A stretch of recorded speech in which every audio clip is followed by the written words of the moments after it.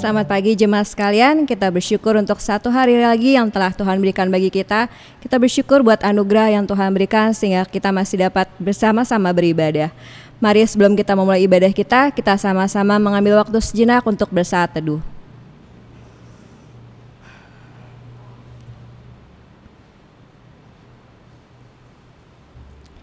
Ibadah kita dibuka dengan sebuah pengakuan bahwa pertolongan kita adalah dalam nama Tuhan yang menjadikan langit dan bumi, yang tetap setia memelihara ciptaannya untuk selama-lamanya.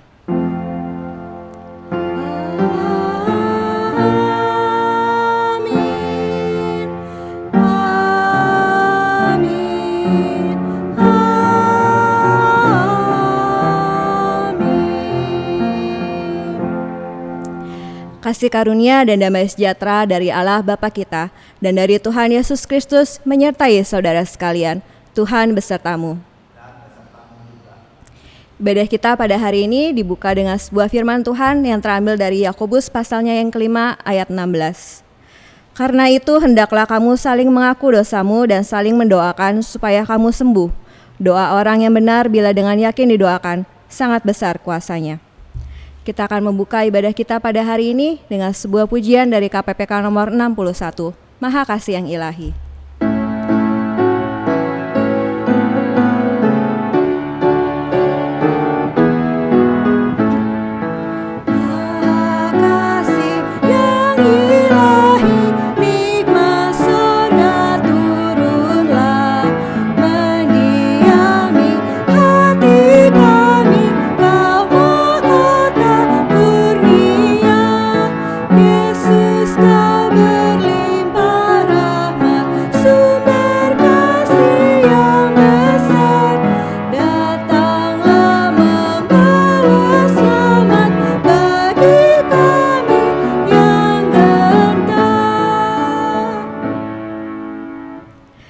Tuhan, dengan penuh kegentaran, dengan kerendahan hati kami datang di hadapan-Mu. Terhadap Engkau sajalah Tuhan, kami telah berbuat dosa dan pada saat ini kami mengakui dosa dan kesalahan kami. Tuhan, kami menyadari betapa lemahnya kami ketika kami berhubungan dengan dosa. Tapi kami juga menyadari Tuhan bahwa anugerah-Mu yang begitu besar telah menyelamatkan kami. Anugerah-Mu yang begitu berharga telah membayar lunas kehidupan kami. Karena itu biarlah Engkau yang tolong kami, berikan kepada kami kesadaran Tuhan, supaya ketika kami hidup, kami menjalaninya dengan takut akan Engkau. Kami mengingat bahwa hidup kami dipersembahkan untuk-Mu, bahwa hidup kami adalah hidup untuk mengerjakan keselamatan yang berasal daripada-Mu. Biarlah kami menjalani hari-hari kami, detik demi detik kehidupan kami dengan bertanggung jawab. Dan kami boleh melanjutkan ibadah ini dengan sebuah keyakinan bahwa pengampunan-Mu yang sempurna telah menolong dan membebaskan kami. Di dalam nama Kristus Yesus, Juru Selamat pribadi kami berdoa dan bersyukur. Amin. Dengarkanlah berita anugerah yang terambil dari 1 Yohanes pasal yang pertama, ayat yang ke-7 sampai yang 9. Tetapi jika kita hidup di dalam terang sama seperti Dia ada di dalam terang, maka kita beroleh persekutuan seorang dengan yang lain, dan darah Yesus anaknya itu menyucikan kita daripada segala dosa. Jika kita berkata bahwa kita tidak berdosa, maka kita menipu diri kita sendiri, dan kebenaran tidak ada di dalam kita. Jika kita mengaku dosa kita, maka Ia adalah setia dan adil, sehingga Ia akan mengampuni segala dosa kita dan menyucikan kita dari segala kejahatan. Demikianlah berita anugerah dari Tuhan. Jemaat silakan memberikan salam damai kepada anggota keluarganya. Kita akan menyiapkan hati kita untuk memasuki firman Tuhan. Biarlah pujian ini menolong kita menyiapkan hati. KPPK nomor 310, Ku hanya seorang berdosa.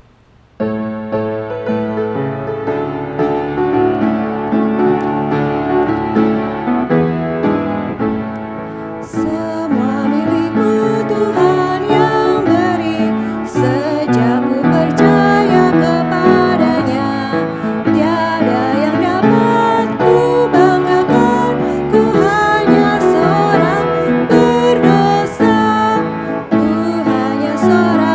berdosa.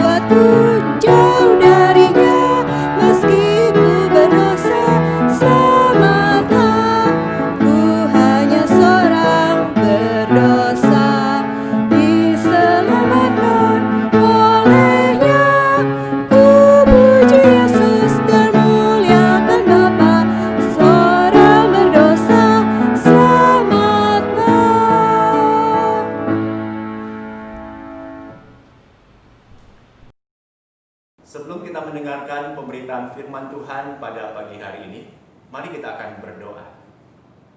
Tuhan, kami bersyukur kesempatan yang kembali Tuhan berikan bagi setiap kami sebagai umat-Mu hari ini. Kami bisa bersama-sama di dalam ibadah untuk mendengar pemberitaan firman-Mu. Tuhan, berbicaralah kepada kami telah siap untuk mendengarkannya. Roh Kudus, urapi untuk hamba-Mu yang akan menyampaikan firman Tuhan, dan juga untuk setiap jemaat yang akan mendengarkannya bersama-sama. Biarlah Tuhan yang memberikan pencerahan, sehingga setiap kami yang mendengar firman ini, kami boleh mengerti dan memahami, dan kami melakukan itu dalam kehidupan hari-hari kami. Ini doa kami, di dalam nama Tuhan Yesus kami panjatkan. Amin. Kita akan membuka bersama-sama Alkitab kita dari kitab Amsal pasal yang ke-28, ayat 13 sampai ayat yang ke-14. Firman Tuhan berkata demikian. Siapa menyembunyikan pelanggarannya tidak akan beruntung, tetapi siapa mengakuinya dan meninggalkannya akan disayangi. Berbahagialah orang yang senantiasa takut akan Tuhan, tetapi orang yang mengeraskan hatinya akan jatuh ke dalam malapetaka. Demikianlah firman Tuhan. Berbahagialah setiap orang yang mendengar dan memelihara dalam hidupnya. Haleluya. Haleluya. Haleluya.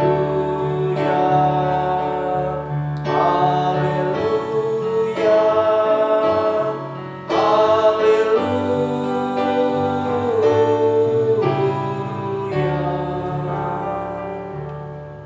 Selamat pagi, jemaat yang dikasihi oleh Tuhan Yesus Kristus. Shalom. Hari ini kita bersyukur meskipun ibadah masih kita adakan secara online, tapi ini adalah saat yang indah untuk kita bisa beribadah kepada Tuhan. Terutama saat ini ketika kita akan mendengar kembali pemberitaan firman Tuhan. Firman Tuhan yang akan kita renungkan bersama-sama pada pagi hari ini mengambil temanya, manfaat mengakui kesalahan. Bicara tentang kesalahan itu tidak lepas dari kehidupan manusia.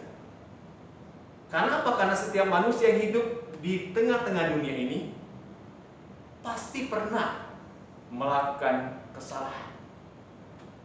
Bukan hanya untuk orang yang belum percaya kepada Tuhan Yesus.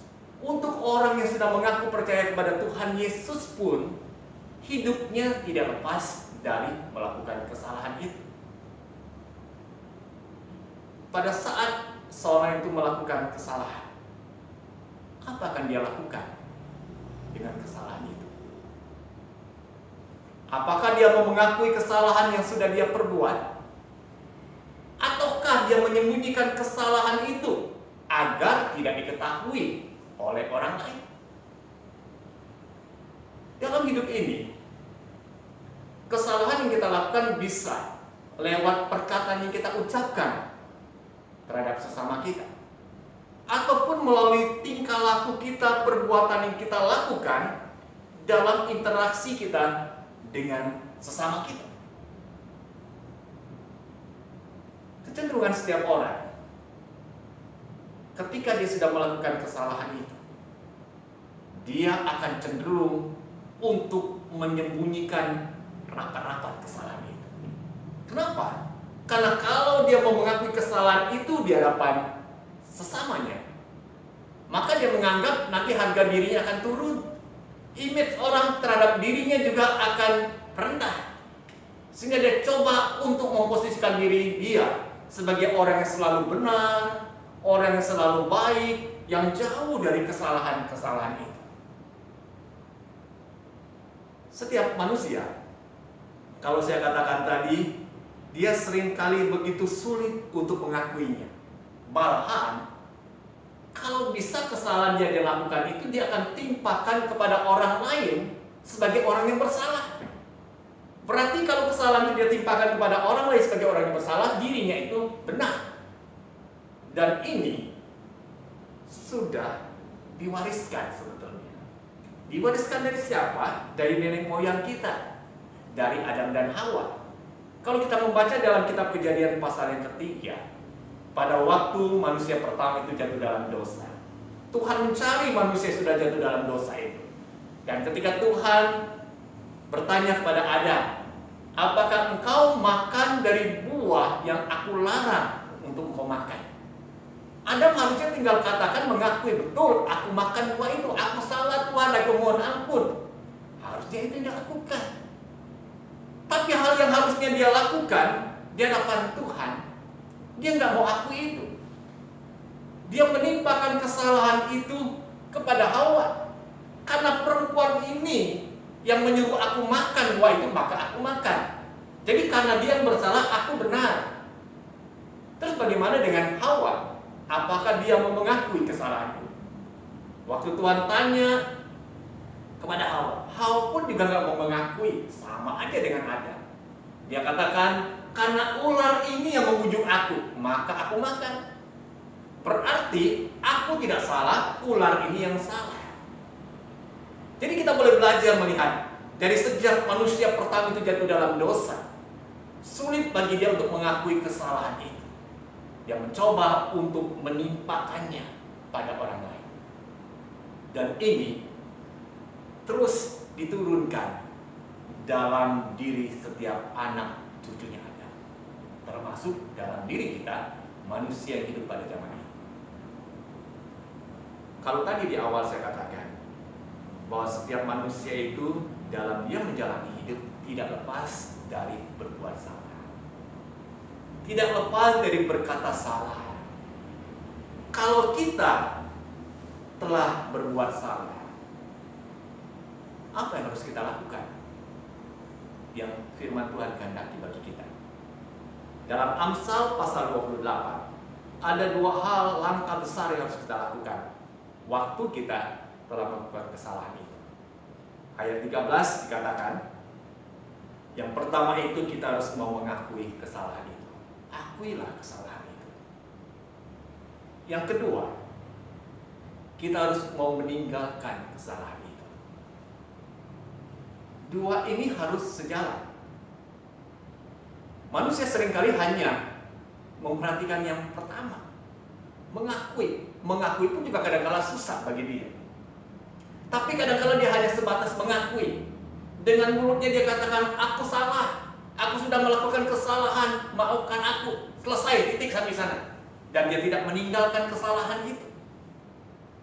Kalau dia hanya sekedar mengakui, tidak meninggalkan kesalahan itu, akan berulang terus dalam hidupnya. Jadi ketika kita bicara tentang meninggalkan kesalahan, artinya insaf dan tidak lagi mengulangi kesalahan yang sama. Ada satu pepatah yang seringkali diungkapkan. Keledai itu tidak akan jatuh di dalam lubang yang sama. Keledai itu binatang yang bodoh. Binatang yang bodoh saja, dia ketika pernah jatuh di dalam sebuah lubang, dia tidak akan lagi jatuh di lubang yang sama. Itu pepatah. Tapi seringkali dalam hidup manusia, ketika jelas dia sudah melakukan sebuah kesalahan, dia seringkali jatuh lagi kesalahan yang sama. Karena dia tidak mau meninggalkan kesalahan itu. Dia terus nyaman hidup dalam kesalahan yang sama itu. Kalau hari ini firman Tuhan yang disampaikan bicara tentang manfaat mengakui kesalahan. Apa sebetulnya manfaat akan kita dapatkan waktu kita mau mengakui dan meninggalkan kesalahan itu? Saya melihat dari apa yang dibaca di dalam ayat-ayat firman Tuhan hari ini, ada dua manfaat besar yang akan didapatkan.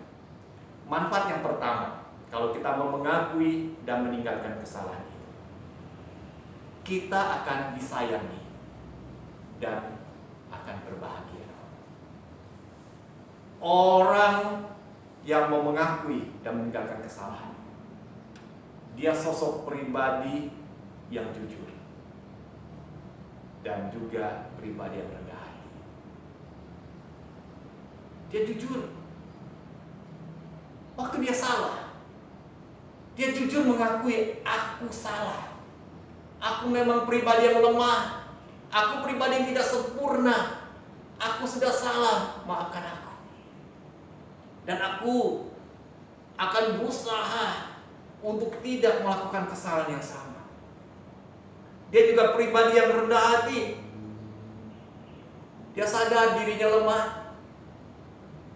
Dan dia mengakui di hadapan orang lain bahwa dia pribadi yang lemah. Dia tidak sombong menjadi pribadi yang begitu hebat. Dan Tuhan mengasihi orang jujur dan orang yang rendah hati. Itu manfaat yang pertama. Dia akan disayangi dan dia akan berbahagia. Bukan hanya dia disayangi oleh Tuhan, oleh sesamanya pun dia akan menjadi pribadi yang akan dihargai, yang akan dihormati. Yang kedua, apa manfaat yang kita dapatkan ketika kita mau mengakui dan meninggalkan kesalahan itu? Kita akan mendapatkan, memperoleh kesembuhan bagi tubuh dan jiwa kita. Banyak kali penyakit yang diderita, kelemahan tubuh yang dialami oleh manusia, itu disebabkan bukan karena bibit penyakit. Bukan. Para ahli ada yang mengatakan seperti ini. Kelemahan tubuh yang dialami oleh manusia itu sebagian besar disebabkan secara psikis, dari dalam dirinya, dari hatinya sendiri. Sehingga ketika seorang itu tidak mau mengakui kesalahan, dia simpan kesalahan itu, dia tutupi rapat-rapat kesalahan itu agar tidak diketahui oleh orang lain, itu akan menjadi beban berat buat dia menjalani hidup. Jantungnya yang bekerja untuk memompa darah itu akan dibebani dengan beban yang lebih berat, sehingga jantung itu akan bekerja keras untuk memompa darah. Dan kalau ini terjadi, membawa dampak serius bagi seluruh kerja tubuh orang itu. Orang yang menyimpan kesalahan, menyembunyikan kesalahan, dia nggak akan bisa tidur nyenyak. Dia akan selalu gelisah. Tidur sebentar terbangun, tidur sebentar terbangun. Kalau dia nggak bisa tidur nyenyak, akan pengaruh besar buat kesehatannya. Darahnya nggak lagi stabil, tekanan darahnya akan melonjak naik, gula darahnya juga akan bertambah tinggi. Dan itulah realitanya. Dan hal ini sama seperti apa yang diungkapkan oleh pemazmur dalam Mazmur 107 ayat yang ke-17, yang menyatakan bahwa orang yang menyembunyikan kesalahan itu akan menjadi sakit dan disiksa oleh kesalahan itu. Wah, mengerikan sebetulnya. Ya, mengerikan sekali kalau kita mencoba untuk menyembunyikan kesalahan itu. Kita orang yang tidak akan beruntung, malahan akan mengalami kerugian besar. Dan Amsal 28, khususnya di ayat yang ke-14 kalimat terakhir, dikatakan dia akan jatuh ke dalam malapetaka. Orang yang terus-menerus menyembunyikan kesalahan, dia akan jatuh dalam malapetaka. Dia akan mencelakakan hidupnya, bahkan bukan hanya hidupnya sendiri, bahkan untuk orang-orang yang ada di sekitar. Gambaran yang saya coba gambarkan, yang melukiskan tentang kesalahan yang disembunyikan itu seperti sampah yang busuk yang terus disimpan, dan itu menjadi penyakit buat kita. Setiap kita dalam hidup ini nggak lepas untuk membuat sampah dalam hidup kita. Tiap hari kita menghasilkan sampah, khususnya buat ibu-ibu di rumah. Ya, ibu-ibu di rumah yang suka masak, menghasilkan sampah.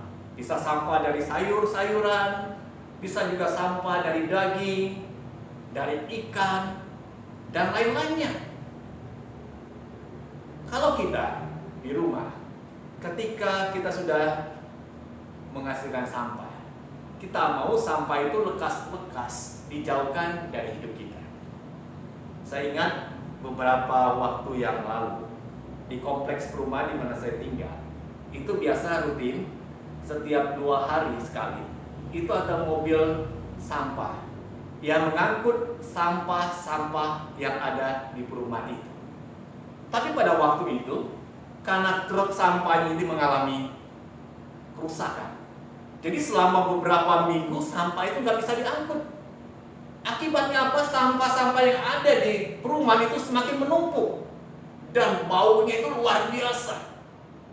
Ada yang mulai keluar belakang di sana, ada menimbulkan bau yang busuk sehingga banyak warga yang komplain kepada Pak RT. Supaya Pak RT cepat segera mengambil solusi untuk supaya sampah yang menumpuk ini segera dibuang ke tempat pembuangan sampah. Dan bagi saya ini menjadi sebuah penggambaran yang sangat luar biasa. Ya. Jadi coba kita ketika kita mau terus-terusan menyimpan kesalahan itu, berarti kita menyimpan sampah dalam hidup kita. Dan kalau sampah terus-menerus disimpan, itu akan menimbulkan bau busuk, akan meracuni seluruh kehidupan kita. Hal yang kedua akan kita pelajari. Kalau tadi manfaat kita mengakui dan meninggalkan kesalahan. Yang kedua, mengapa manusia itu begitu sulit mengakui kesalahannya?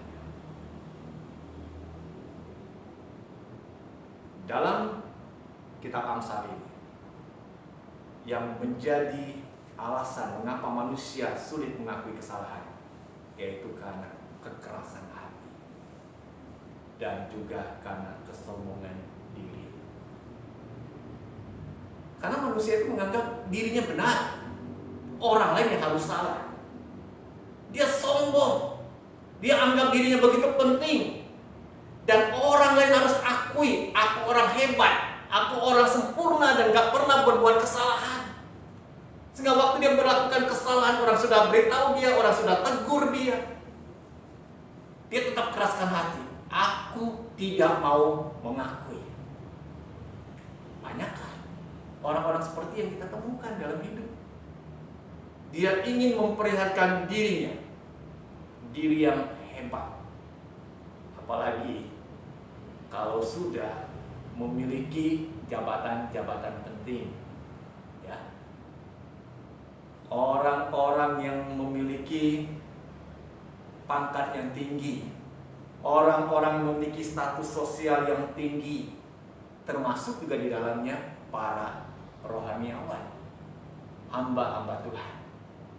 Hamba-hamba Tuhan, para rohaniawan pun hidupnya nggak lepas dari berbuat salah, dari berkata salah.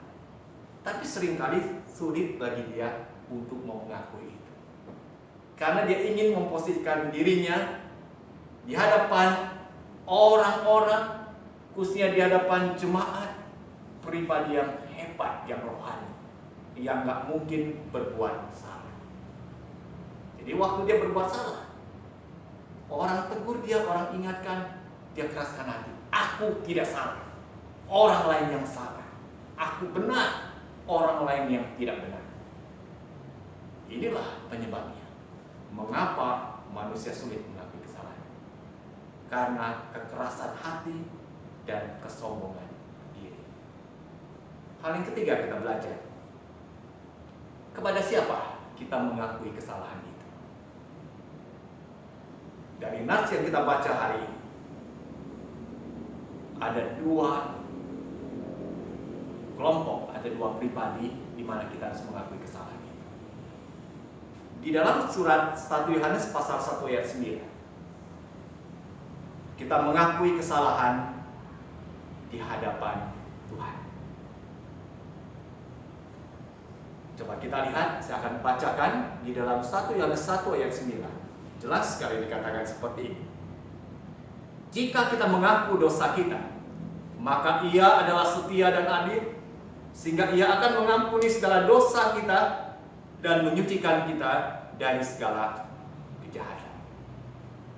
Jadi kita sebagai umat Allah, orang-orang yang telah ditebus di dalam penebusan Kristus, waktu kita menjalani hidup, kita melakukan kesalahan, kita harus mengakui, datang kepada Tuhan, mengakui segala dosa dan kesalahan itu. Dan ketika kita mau jujur mengakui itu di hadapan Tuhan, Tuhan akan mengampuni dosa dan kesalahan kita. Raja Daud, ketika dia telah berbuat kesalahan, berbuat dosa besar yang sangat menyakitkan hati Tuhan, dia coba bungkus dosa itu, dia menyembunyikan dosa dan kesalahan itu. Dia sangat menderita hidup.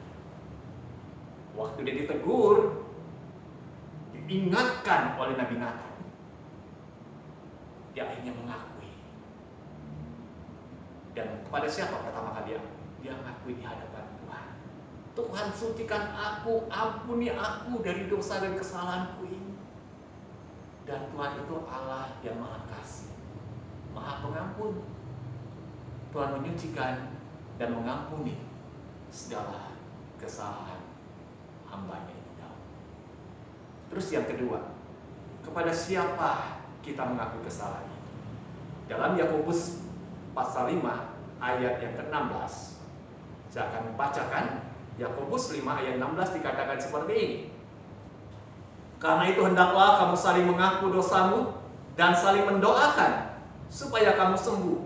Doa orang yang benar, bila dengan yakin didoakan, sangat besar kuasanya. Kita saling mengaku dosa terhadap sesama kita manusia. Dalam interaksi kita dengan sesama, seringkali kita melakukan dosa, melakukan kesalahan itu. Maukah kita mengakui itu di hadapan sesama kita, bahwa kita telah berbuat salah? Ampuni saya, ampuni. Dan ketika kita mengaku kesalahan, ini erat hubungannya dengan pengampunan. Ya, erat sekali hubungannya dengan pengampunan itu.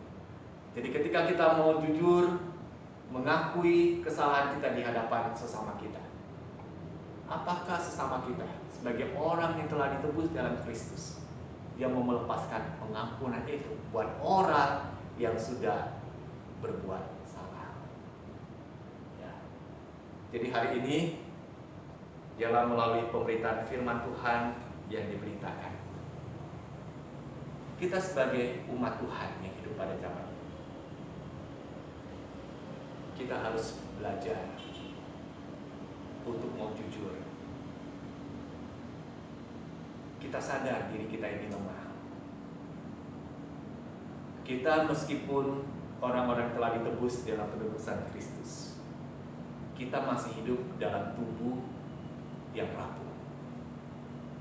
Kita masih hidup di tengah-tengah dunia yang dikuasai oleh dosa. Sehingga waktu kita menjalani hidup ini seringkali kita berbuat kesalahan. Waktu kita sadar, kita harus insaf, kita sudah salah. Kita datang kepada Tuhan, kita mengakui itu, kita mohon pengampunan dari Tuhan. Waktu kita melakukan kesalahan terhadap sesama, kita mau jujur mengakui di hadapan sesama kita, ampuni saya atas kesalahan itu. Sehingga ketika kita melakukan itu, ada manfaat besar yang kita terima. Kita akan berbahagia. Kita akan mengalami hidup sukacita dan damai sejahtera itu. Dan kita akan menjalani hidup berinteraksi dengan sesama kita dengan hati yang tenang, dengan hati yang damai. Yang mana akan kita pilih? Mau mengakui atau kita menyembunyikan itu? Setiap apapun yang kita ambil, ada konsekuensi yang akan kita dapatkan. Amin, firman Tuhan. Mari kita akan mengambil waktu teduh sesaat untuk merefleksikan firman yang sudah kita dengar hari ini.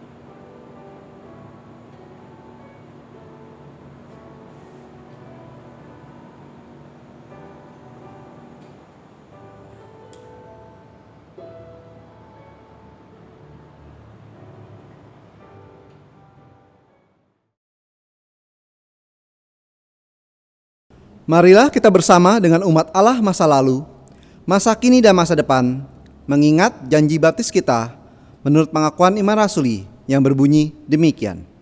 Aku percaya kepada Allah, Bapa yang Maha Kuasa, Khalik langit dan bumi, dan kepada Yesus Kristus, Anaknya yang tunggal Tuhan kita, yang dikandung daripada Roh Kudus, lahir dari anak darah Maria, yang menderita sengsara di bawah perintahan Pontius Pilatus, disalibkan, mati dan dikuburkan, turun ke dalam kerajaan maut, pada hari yang ketiga bangkit pula dari antara orang mati, naik ke surga, duduk di sebelah kanan Allah, Bapa yang Maha Kuasa, dan dari sana Ia akan datang untuk menghakimi orang yang hidup dan yang mati. Aku percaya pada Roh Kudus, gereja yang kudus dan am, persekutuan orang kudus, pengampunan dosa, kebangkitan orang mati, dan hidup yang kekal. Amin. Pada saat ini marilah kita memberikan persembahan bagi Tuhan kita dengan berdasarkan pada firman Tuhan yang terambil dari Kisah Rasul pasal yang ke-20 ayat 35. Dalam segala sesuatu telah kuberikan contoh kepada kamu bahwa dengan bekerja demikian kita harus membantu orang-orang yang lemah dan harus mengingat perkataan Tuhan Yesus. Sebab Ia sendiri telah mengatakan adalah lebih berbahagia memberi daripada menerima. Jemaat dapat memberikan persembahan melalui transfer kepada rekening yang tertera di layar. Kita akan memberikan persembahan kita sambil menaikkan pujian Beri Terbaikmu.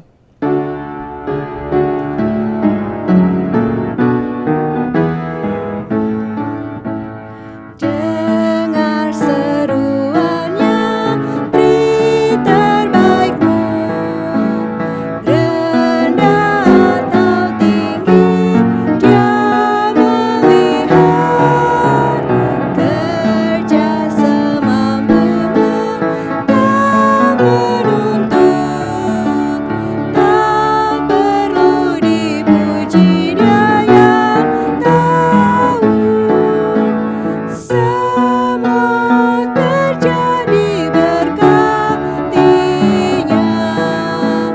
Dia mau kita berhati sungguh, meski yang kau mampu tak berarti,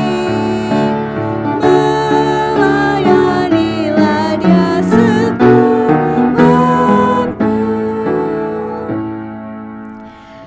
Tuhan, terima kasih buat kesempatan yang Kau berikan sehingga kami boleh memberikan persembahan kami sebagai bentuk ucapan syukur kami.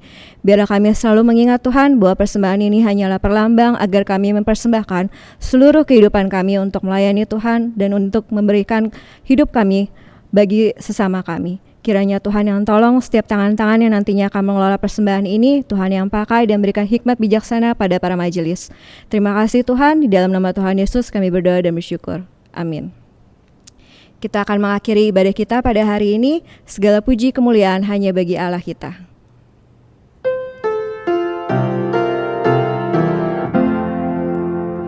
Puji Allah Bapa Putra, puji Allah Roh Kudus, ketiganya yang esa, Pohon selamat sumber berkat.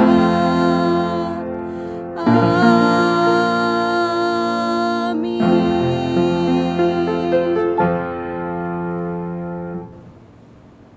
Jemaat yang dikasihi oleh Tuhan Yesus Kristus, sesaat lagi kita akan mengakhiri ibadah kita pada hari ini. Arahkanlah hatimu kepada Tuhan. Jadilah saksi Kristus. Terpujilah Tuhan. Dan terimalah berkat Tuhan. Yen Yehova cehu keni pau huni. Yen Yehova setatalian kuang cau ni zeen keni. Yen Yehova siang ni yang lien ceni ping'an. Tuhan memberkati engkau dan melindungi engkau. Tuhan menyinari engkau dengan wajahnya dan memberi engkau kasih karunia.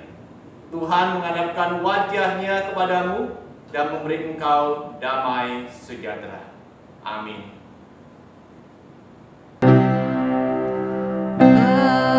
Haleluya, haleluya, haleluya,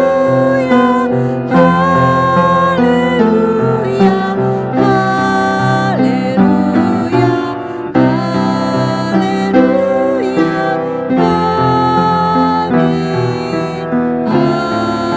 amin, amin, amin.